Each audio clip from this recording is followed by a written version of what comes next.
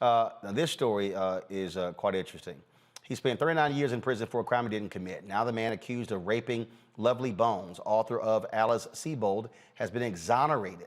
A New York judge cleared Anthony Broadwater of raping Sebold when she was a student at Syracuse University. Here's what happened during and after Broadwater's hearing. Sully these proceedings by saying I'm sorry. That doesn't cut it. This should never have happened. And I will say to Mr. Broadwater that I assure him that it will never happen again, that we will never let junk science into a courtroom in this county. I think, as Mr. Fitzpatrick has pointed out, Mr. Broadwater cannot get those 16 years back. But based upon my review of the motions and the representations of counsel, this court grants the defendant's motion. They take his conviction, and the indictment is hereby dismissed.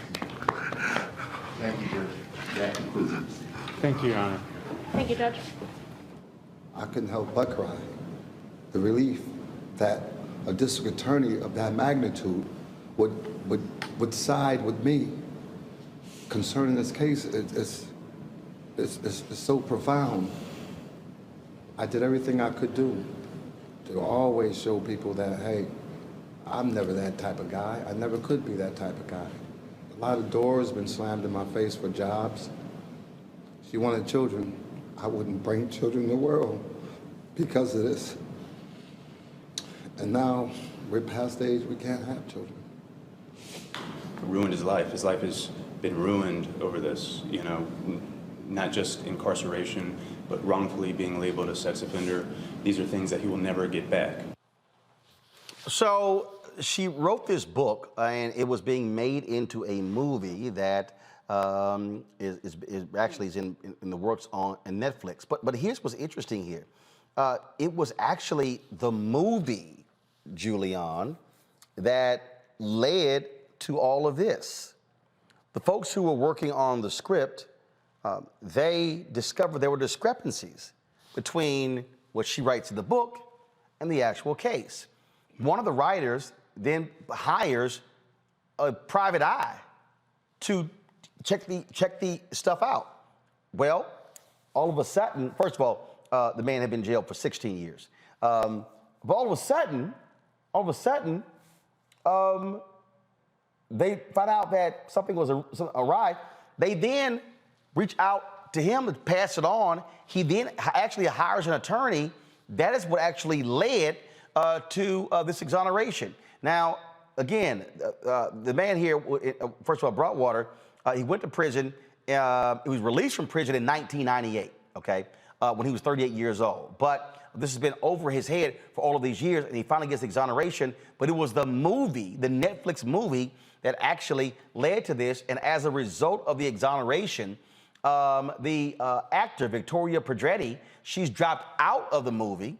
A previous executive producer also dropped out of the movie. She was supposed to play Alice Sebold. She says can't do it now because of this. And she's absolutely right. Who wants to play a lying piece of you-know-what who caused a man 16 years of his life? When he was crying, I want to cry too. He has lost so much. And, white women clutching their pearls and putting their fingers on black men, it's got to stop. I didn't read her book, and I wouldn't read it if somebody sent it to me. I think that this is just disgraceful. But and a widely noted author.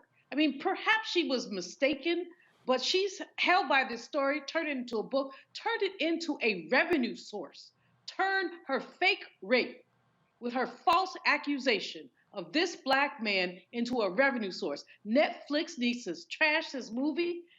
Her royalties need to go to this brother. This is more egregious than anything I could possibly imagine. So what happened here was that she identified him in court, even though identifying someone else earlier. Mm-hmm. That right there, Omakongo, and again, as they began to look into this, they said, look, there's just way more problems with this. She really couldn't identify who committed the rape, but it got pinned on him. At the time, a 22-year-old Marine. Man, just like Dr. Malvo said, I wanted to cry too watching that. And we could, I'm just thinking about the failures of the court system, that it would take somebody working on a movie to see some discrepancies that this court couldn't find it. Why couldn't they find it? Because this was another throwaway brother who nobody cared about, despite his military experience. People always want to go down when they get these particular suspects. Oh, they got a record. Oh, they served time, or they dropped out of school, whatever. This man was in the military, a veteran. 16 years of his life, and having to live that life. I know people who've had to go through the whole thing about coming out of prison for crimes they committed. I don't know anybody who's been on the sex offender registry, but to be on that in addition to already being an ex-convict, it is ridiculous. And somebody needs to come off some serious paper, because this brother has lost the opportunity. I'm thinking about my own kids right now. He's lost the opportunity to do that, right? He's lost the opportunity to raise a family, do things for the community, further serve his country, because he was in the Marines. And yes, Netflix needs to scrap this, but again, it shows how our judicial system just threw another brother away. And I'm hoping that he's going to get some form of justice for this, because there's so much of his life he just can't get back. What is interesting here is that the producer, Timothy Mucciante, this is what he said. The script was very good, but it didn't track the book as closely as I would have preferred, and that just made me wonder, why is that? Why do we have to gloss over these facets of the book? I was actually fired from the film because I was not cooperating with everyone. Some of the reports indicate that I left the film based on this, but they fired me as executive producer, and frankly, I was a bit relieved. There was so much angst about these issues. Now, the actor who was supposed to play Broadwater called and made it clear, as you see right here, he did not want the part anymore. And so you got that as well. So you have all these examples here where people had issues with this movie. Again, and it was Mucciante who hired a PI to look into this, and that is what got the ball rolling to free this man from prison. That, to me, is absolutely surprising. It is shocking, and it's just stunning again, Maurice, that whenever these cases come up, 9.9 out of 10 times, it's a brother who's the one who's having to serve time in prison for something he didn't commit. Exactly. It's sad how easily our system convicts Black men. We have a white woman cries, says something happened to me, and we're automatically considered guilty.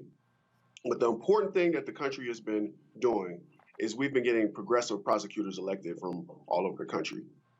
They're starting to review some of these old cases. They're trying to correct some of the mistakes.